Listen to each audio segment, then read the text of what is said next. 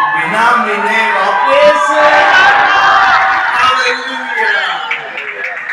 दूसरे राजा उसकी 5वें अध्याय में एक बड़ी खूबसूरत कहानी है और मेरी प्रार्थना है यहोवा परमेश्वर दया करे ताकि हमें अपनी शक्ल इस कहानी में दिखाई दे जाए। आराम नाम की एक जगह है, उसका एक राजा है और उस राजा का ये एक मंत्री है या चीफ है और इसका नाम है नामान।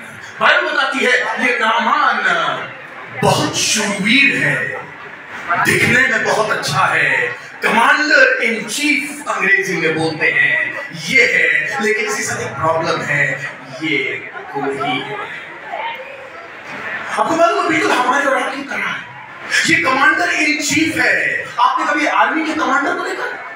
जब वो निकलता है उसकी टोपी देखने लायक, उसका ड्रेस देखने लायक, उसके जूते देखने लायक, उसके मेडल्स देखिए, उसका सीना देखिए, उसकी हाइट देखिए, उसके लुक्स देखिए। और कई बार हम इसी चीज में फंस जाते हैं, लेकिन इस इंसान के साथ अंदर अंदर अंदर हर एक जन कहे अंदर अंदर अंदर अंदर ऊपर से दिखने में लहीम शहीम और बाइबल बताती है कि मैजेस्टिक था, लेकिन अंदर से कोड़ खाए जा रहा था। मुझे नहीं मालूम है आप जब बाहर निकलते हैं, 4 लोगों से मुलाकात करते हैं और कहते हैं प्रेज द लॉर्ड, और कोई पूछे आपसे कि आपको कैसा लगता है, आप कैसे हैं, तो आपके मुंह से तुरंत निकलता है हम बहुत अच्छे हैं, सब कुछ एकदम ठीक चल रहा है, बहुत अच्छा चल रहा है। सब झूठ है, इसलिए क्योंकि अंदर ही अंदर कहीं ना कहीं कोड़ खाए जा रहा है।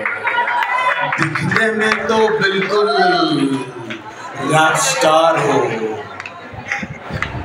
लेकिन अंदर अंदर कुछ खाए जा रहा है। वैसे ही नामान जब घर जाता है और शीशे के सामने अपने कपड़े उतारता है और जब शीशे को देखता है तो अकेले ही अकेले रोता है, क्योंकि बाहर तो उसको दिखाने के लिए उसे कमांडर इन चीफ बने रहना है ना, किसी को दिखा नहीं सकते।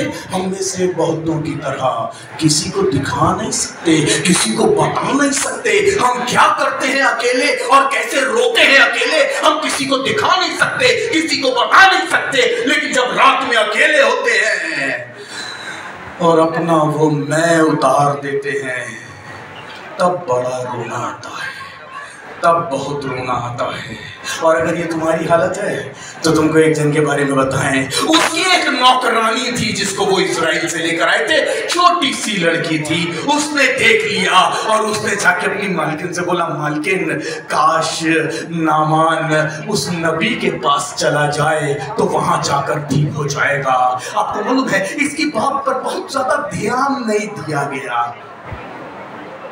पादरी की बात पर बहुत ध्यान नहीं दिया जाता है ना, जो कलीसिया में सिखाया जाता है उस पर बहुत ध्यान नहीं दिया जाता है। ध्यान मालूम है किस पे जाता है?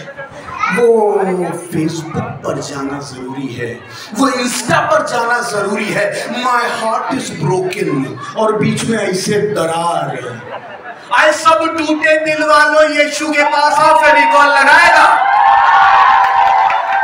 क्योंकि वो ही फेविकॉल लगा सकता है। दूसरा जन तुम्हारे टूटे दिल के नीचे आंसू लगाएगा, वे आंसू से थोड़ी जुड़ता है।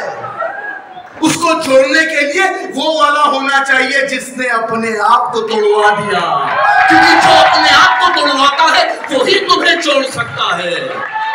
जो खुद टूटा है, एक आधर दूसरे आधर के रास्ता दिखाई तो दोनों के लिए है।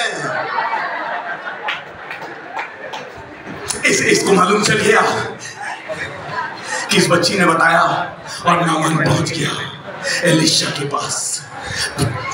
कहानी काट के बता रहा हूं, एलिशा बाहर भी नहीं आया, अंदर से उसने बोला जाकर यरदन में 7 बार डुबकी लगा ले। आपको मालूम है हुआ क्या? नामान नाराज हो गया, गुस्सा हो गया। हमारे यहाँ क्या नदियां कम है जो हम यरदन में जाएं?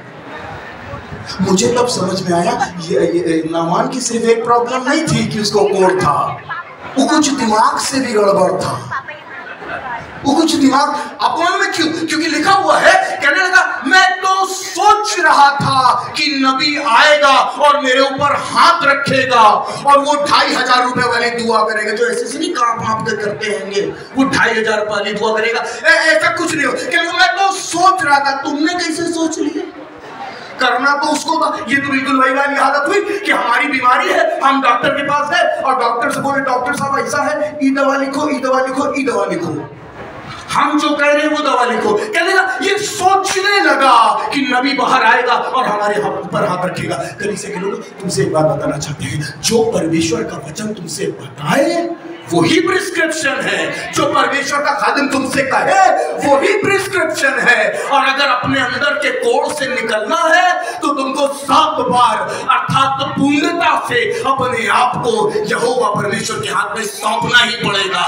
ये नियम नहीं है। आपको मालूम है नियम क्या है? 7 बार पानी में कुछ नहीं रखा हुआ है, लेकिन यहोवा परमेश्वर की आज्ञा मानने में रखा हुआ है। सामर्थ उसकी आज्ञा में रखी हुई है। सैमसन के भाल में सामर्थ नहीं थी, लेकिन सामर्थ थी वो बात जो यहोवा परमेश्वर ने कही थी कि इसका भाल न कटने पाए। इस बात में सामर्थ है।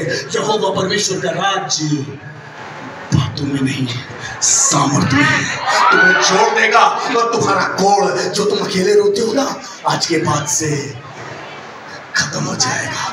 आज सिर्फ एक बात की अहद बांध लेना, एक बात की कसम खा लेना, जो परमेश्वर का खादिम कहे मैं उसको छोटी लड़की की तरह नहीं देखूंगा कि उसकी बात को नजरअंदाज कर दे। क्योंकि लड़की ने कहा था नबी के पास जाना और ये राजा के पास चला गया। मैंने राजा बोला था ना ना ना, मैंने कहा था नबी के पास जाना, तुम राजा के पास चले गए। और हुआ क्या? एक राजा ने दूसरे राजा को बताया कि मेरे इस खादिम को कोड़ हो गया है। आपको मालूम है क्या होता है? जब तुम अपनी बेवकूफियां फेसबुक पर और इंस्टाग्राम पर डाल देते हो तो जो बातें तुम्हारी किसी को नहीं मालूम थी सबको मालूम चल जाती है। क्या कर रहे हो? क्या कर रहे हो? नबी के पास जाना, परमेश्वर के सेवक के पास जाना और उससे बताना, क्योंकि जो बात वो कहेगा वो प्रिस्क्रिप्शन होगा और वो तुम्हारे कोड़ को हमेशा हमेशा हमेशा हमेशा के लिए ठीक कर देगा।